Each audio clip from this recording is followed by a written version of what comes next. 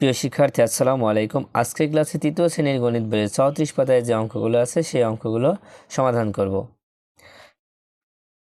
দেখো 34 পাতায় অনেকগুলো অঙ্ক আছে। তো প্রথমেই আমরা প্রথমেই 34 পাতায় যে দুইটি লিখিত অঙ্ক আছে সেই দুইটি লিখিত অঙ্ক আগে করব। দেখো 4 নম্বরে একটা লিখিত অঙ্ক আছে আর এই 5 নম্বরে একটা লিখিত অঙ্ক আছে। এই দুইটা অঙ্ক আগে করব। তো প্রথমে এই 4 নম্বর অঙ্কটা খেয়াল করো যে গতকাল একটি মেলায় লোক এসেছিল 48,654 জন এবং আজকে মেলায় লোক এসেছে 52,479 জন। তো এই 2 দিনের লোক সংখ্যার পার্থক্য কত? দেখো তোমরা জানো যদি পার্থক্য বলে তাহলে কি করতে হয়? বিয়োগ করতে হয়। তো বিয়োগ করার ক্ষেত্রে খেয়াল করতে হবে বড় সংখ্যা কোনটা, ছোট সংখ্যা কোনটা, তাই না? দেখো আমরা সবসময় বিয়োগ করব বড় সংখ্যা থেকে ছোট সংখ্যা। তো এখানে কোনটা বড়? দেখো 52,479 বড় আর 48,654 ছোট। তাই এটা আগে লিখতে হবে আর এটা পরে লিখতে হবে। দেখো গল্পের অঙ্ক আমরা দুইভাবে করতে পারি, একটা হচ্ছে গাণিতিক বাক্যে আর একটা হচ্ছে লিখিতভাবে। তো এখানে আমরা দুই রকম নিয়মে দেখাবো। দেখো প্রথমে আমরা গাণিতিক বাক্যে লিখব। দেখো প্রথমে গাণিতিক বাক্য দিয়ে অঙ্কটা তুলে নেব। তো তোলার সময় কিভাবে করব? দেখো প্রথমে লিখব 52,479, তারপরে বিয়োগ চিহ্ন দিয়ে লিখবো 48,654, মানে বড় থেকে ছোট বিয়োগ করতে হবে। তো বিয়োগ করলে কত হয়? দেখো প্রথমে এই 9 থেকে এই 4 বিয়োগ করব। দেখো 9 থেকে 4 বিয়োগ করলে কত হবে? 9 থেকে 4 বিয়োগ করলে 5 হবে। তোমরা গণো, দেখো 4, 5, 6, 7, 8, 9 কত হচ্ছে? 5 হচ্ছে। এখানে 5 লেখো। তারপরে দেখো এখানে 5 আছে, এখানে 7 আছে, তার মানে 7 থেকে 5 বিয়োগ করলে কত হয়? 7 থেকে 5 বিয়োগ করলে 2 হয়, এখানে 2 হবে। তারপরে দেখো এখানে 6 আছে, এখানে 4 আছে, 4কে আমরা কত ধরবো? 4কে আমরা 14 ধরবো। তো 14 থেকে 6 বিয়োগ করলে কত হচ্ছে? দেখো 6 থেকে 14 পর্যন্ত কোনো 6, 7, 8, 9, 10, 11, 12, 13, 14 কত হচ্ছে? 8 হচ্ছে। তো এখানে 8 লেখো।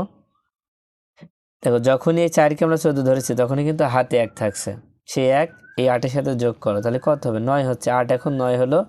আর এই 2কে কত ধরবো? 12 ধরবো। তো 12 থেকে 9 বিয়োগ করো। দেখো 12 থেকে 9 বিয়োগ করলে 9, 10, 11, 12 কত হচ্ছে? 3 হচ্ছে। তো এখানে 3 লিখে দাও।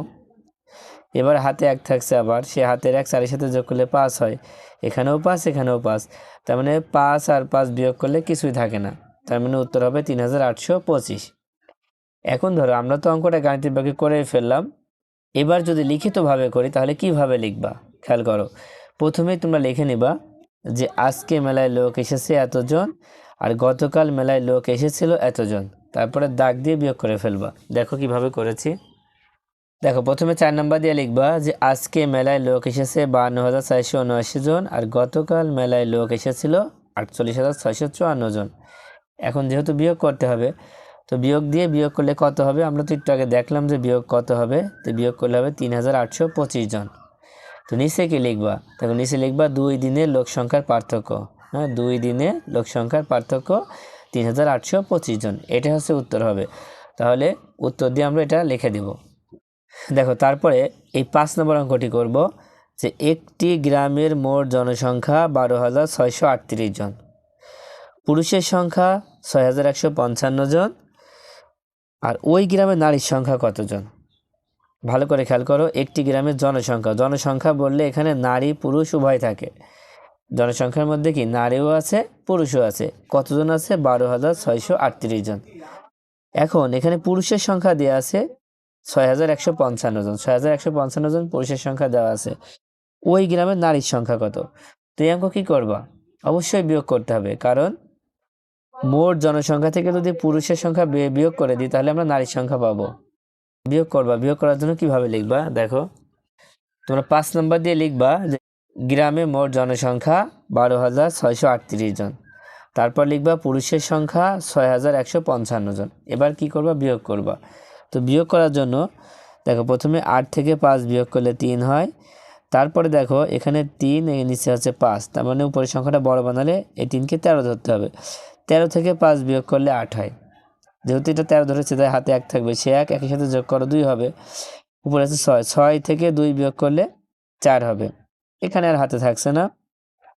তারপর দেখো এখানে 6 আছে, এখানে 2 আছে, 2কে আমরা 12 ধরবো, তো 12 ধরলে দেখো দুইটা মিলে কিন্তু 12ই হচ্ছে, তার মানে 12 থেকে 6 বিয়োগ করলে 6 হবে। ঠিক আছে, তাহলে নারীর সংখ্যা কত হলো? দেখো নিচে নারীর সংখ্যা লিখবা, তো নারীর সংখ্যা 6483 জন, তাহলে উত্তর হবে 6483 জন।